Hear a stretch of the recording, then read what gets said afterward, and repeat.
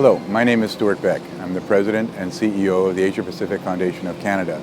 I started this job a year ago, August, and prior to that, I was in the Canadian Foreign Service, and I left as my last job as High Commissioner for Canada to India, which I did for 4 years.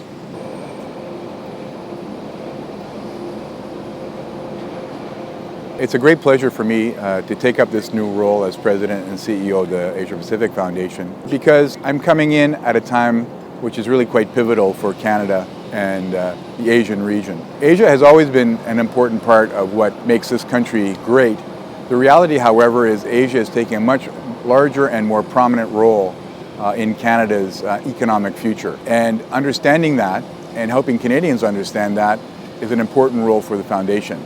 It's a dynamic process. Asia is constantly changing. It's not a monolithic one-country region. It's not just about China. It's North Asia, East Asia, Southeast Asia. Each region has its own opportunities and its own uniqueness. And it's our job to explain that to Canadians.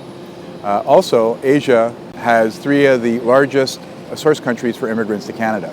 China, India, Philippines are the source of our new immigrants to this country and will form the fabric of what we look like going into the future. Understanding that process is really important.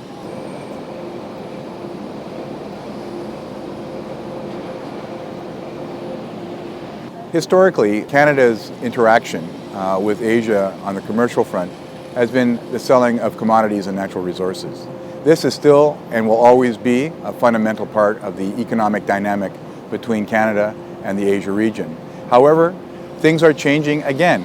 Asia, as the global GDP is shifting there, is looking for different types of products and services. And that's something that Canada can provide, particularly in innovative areas such as clean technology, as well as big data and other technology-driven opportunities. So it's important for the Foundation to explain those opportunities to Canadians, and the role that we can play in that process is 1, educational, but 2, how do we connect the 2 ecosystems, what's going on in Canada from an innovation perspective and what's going on in the various Asian countries in that particular space as well.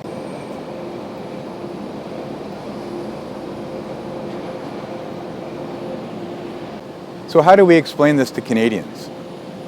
Historically, again, the Foundation has done a wonderful job from an academic perspective, outlining the opportunities, discussing key policy issues which are important to Canada and to Canadians. The focus we've taken in the last year is to leverage what we've been doing in the past, but more importantly, focused on an applied research approach. Research that will be action-oriented and produce results. So it means we're working with traditional partners, as we have in the past, the university community and other think tanks, but also now we're working with the business community and other groups that can take our research and apply that in a way that will create economic prosperity for Canada.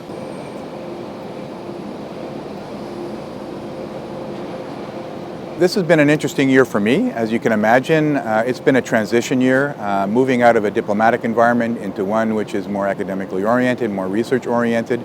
So we've been working with the team, the executive team, the people who work within the Foundation, our great group of distinguished fellows, executive fellows, and senior fellows, and our board to determine how we should go about the process of building Asia competence within Canada and the Canadian communities. So that's been one fundamental element of the work that we've done.